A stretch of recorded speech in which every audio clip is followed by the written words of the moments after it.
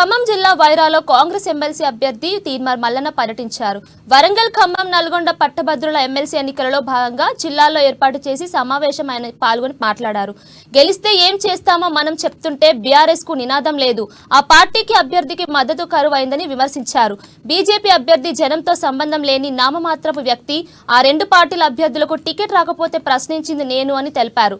2 కోట్ల ఉద్యోగాలు ఇస్తా అన్నారు. ప్రభుత్వ సంస్థలు ప్రైవేట్ పరం చేసి కోటి ఉద్యోగాలు ఉదగొట్టిన ఘనత మోడీదే అని అన్నారు. తీన్మార్ మల్లన్న అక్రమాలను ప్రశ్నిస్తే నాపై కేసులు పెట్టండి, నాపై ఉన్న ఒక్క కేసు నిరూపించగలరని నిలదీశారు.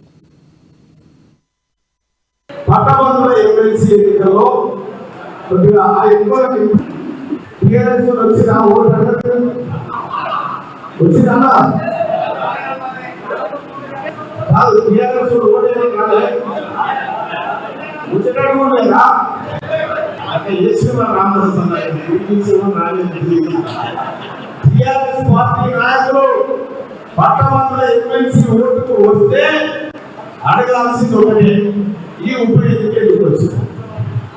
ఈ ఉప ఎన్నిక టిఆర్ఎస్ పార్టీ అసమర్థత వల్ల వచ్చింది. పట్టభద్రులకు న్యాయం చేయాల్సినటువంటి పల్లా రాజేశ్వర రెడ్డి కాడి నడిమిట్ల ఎత్తేసిపోతే వచ్చింది ఈ ఉప ఎన్నిక.